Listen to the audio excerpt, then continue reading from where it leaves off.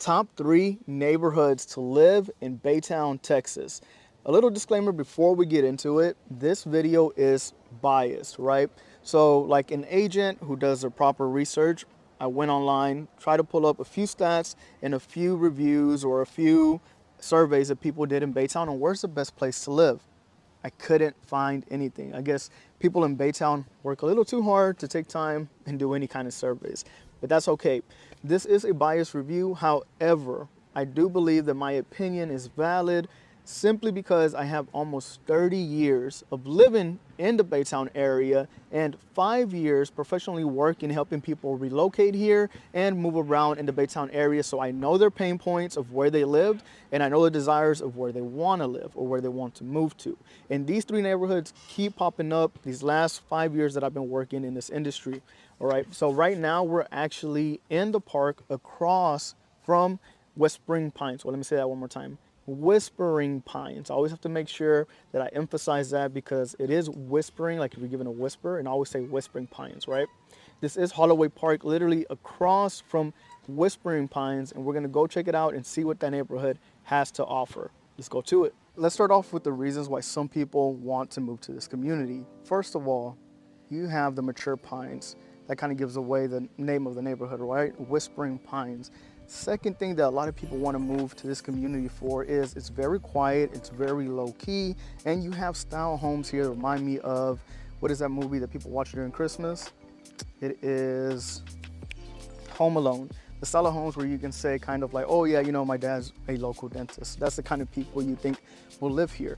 Like this one here, for example, right behind me, it is listed by Open Door and is going for $253,000. They did a price reduction of $74,000. This is just on another point, guys. If you know somebody who is selling their house, do not let them list with Open Door or iBuyers simply because they will ruin your community price. So the values of your houses in your community, Open Doors and iBuyers will ruin them because they bought up all of these houses on the market and now they're trying to control the market and sell them, right? So they overlist, and now that they can't, they're dropping the house. This house was $250,000 to start with from the beginning, okay?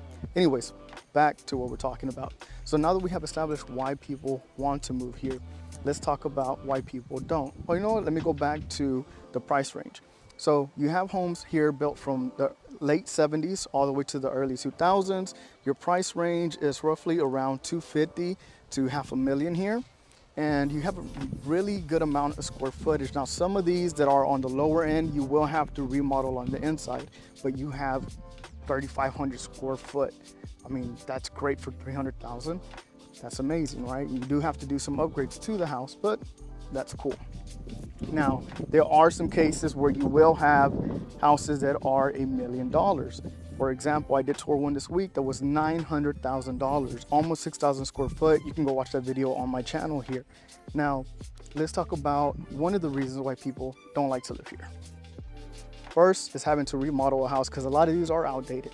It's people that lived here for some time now, so the houses are a little bit outdated. Second, and this is one that everybody gets freaked out about and they always run their numbers before they even make an offer in this neighborhood, is flood insurance. During Hurricane Harvey, this area had a lot of flooding. I mean, a lot, right? So it's just something that you have to deal with. I do see, people still do move here. I hope clients get houses here all the time, right? But that's just an extra cost that you have to keep in mind, something that you have to keep in mind down the road. There hasn't been that much major, I don't even think there has been flooding since Harvey here, okay? So that was just a once in a lifetime. You are backed up to Cedar Bayou. You have access to Cedar Bayou. So with that privilege does come the case that you might get flooding, right? Whenever there is a really, really bad hurricane.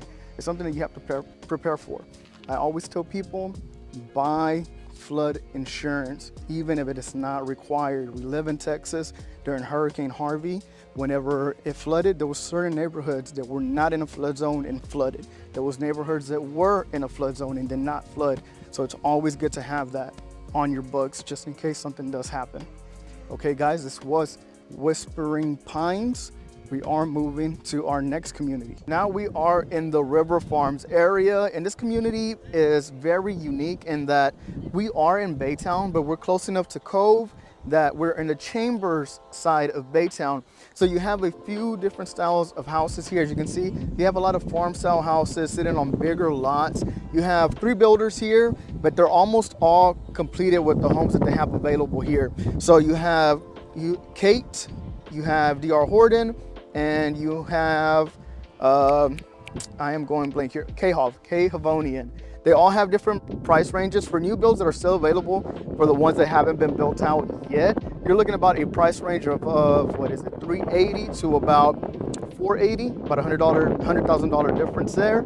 And for homes that are resale, they've already been owned and that are ready for the owners to move out, you're looking about a price range of 330 to 500,000. That's what I've seen. I've actually toured recently a few properties in that price range here.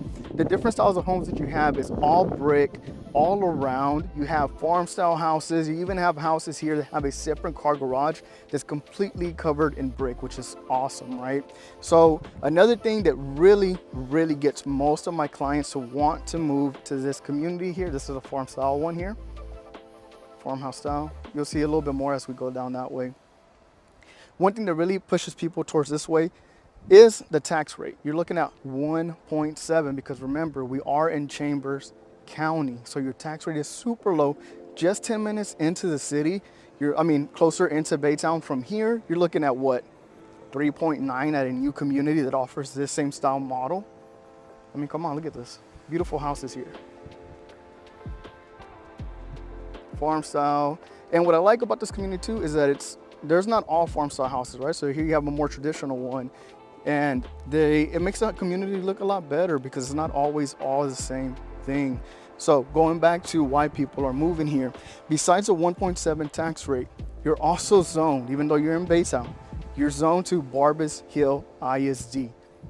For those of you who heard about that school, it's one of the best ones closer here to the Baytown area. So everybody wants to move over there. But most people completely forget about Baytown and they move directly into the Mont Belvieu area. Now your tax rate's a little bit higher. It's not much higher, but it still is higher, and you're paying a lot higher per square foot over there. Over there, you're starting for a small 1-story. You're starting at about, what is it? $450 is what you're starting at in Mont Belvieu. When you can be here in this little community, River Farms in Baytown, Chambers County, 1.7 tax rate, have the same builders, and you're paying less monthly. You're still zoned to Barbers Hill ISD. All right, guys, now we're going to go to the next community. All right, for those of you who recognize this little story here, you already have a clue of where we're at. So you local Baytonians know that this is East Baytown, better known as Old Baytown. And I actually grew up here in this area until I was about 13 is when we moved out of here. But we're gonna go over why people like to live here and why people don't like to live here, price range, years of the house. Let's start off with what kind of homes you're going to find here. You're going to find a lot of either brick homes like this. These are gonna be the newer ones. And then you're gonna have a lot of homes on pier and beam that are, what do you call them, craftsman style homes. And your price range here, well, first of all, let's talk about the age. You're looking at homes that were built in the early 40s all the way up to about late 70s. And you're going to look at about 140 to 160 is your average. However, this home here on half an acre, all brick, sold for $200,000 at the beginning of this year. So that is your price range here. Now, I'm going to go over why people don't want to live here before we go into why they want to live here, because I already know some of you millennials who are Baytonians are gonna come from my throat if I don't mention this first, because we all have kind of a bad taste in our mouth from living here. Me personally, I will tell you straight up, I don't have a bad taste in my mouth about this area. I used to walk to school all the time. I had friends who walked to school with me. My grandparents live next door to me. My cousin lives next door to me. So this is a really good memory for me when I used to live out here. But this was the ghetto for us. That's how we looked at it. This was the ghetto, even though nothing really bad happened during my time while we were out here. Now, the older generation will tell you that there was a lot of gang violence here, like back in the early 90s. No, not early 90s, because that was my time. Like in the 80s, there was a lot of gang violence out here. But that calmed down a lot. A lot of those guys are doing life now, and they're not coming back to this area. So you don't have to worry about that. Now, with it being the ghetto, we do have that stigma, right? We grew up here. Our parents didn't make that much money at that time. Once our parents made enough money, we were able to leave this side of Baytown and go into the newer side. So nobody really wants to come back here, at least millennials and people my age. Now, that's a mistake, and I'll tell you why. I wish I would have bought a house here, at least as an investment, before I bought in the Fifth Ward area, because this area is starting to come up. There's not enough space to build in Baytown anymore. Where else in Baytown can you find an affordable home under $200,000 that's livable? And it's only this area, and this is the last area that's left in Baytown where you can find that.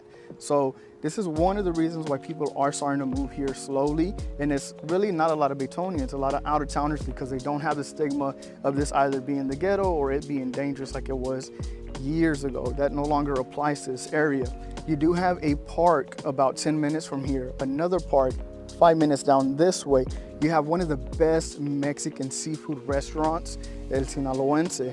You are walking distance to your elementary school. You are, 5 minutes to Fred Hartman Bridge, going to 146 into Pasadena.